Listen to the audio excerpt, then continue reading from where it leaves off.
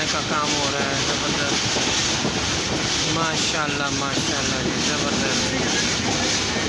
ये सब copyright free area है, ये कोई ऐसा एरिया नहीं है जो कॉपीराइट वाला हो। ये देखिए काम किया जा रहा है, कोयले के ऊपर काम हो रहा है। ये देखिए ज़बरदस्त, सरेआम अवेलेबल चीज़ें हैं। लोग जो ट्रेन पर सफ़र करते हैं वो इनको देख सकते हैं, वीडियो बना सकते हैं, कोई मसला नहीं है। ये देखिए माशाल्लाह माशाल्लाह, ये देखिए ज़बरदस्त, सुभान अल्लाह सुभान अल्लाह सुभान अल्लाह। देखिए पाकिस्तान में कैसे खूबसूरत चीज़ें हैं। सुभान अल्लाह जी, सुभान अल्लाह, बहुत सुभान अल्लाह, माशाल्लाह बहुत खूब।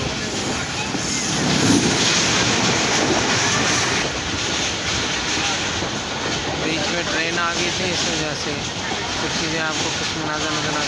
ये देखें जी डंडा थोड़ा, ये जो पौधा लगा हुआ है।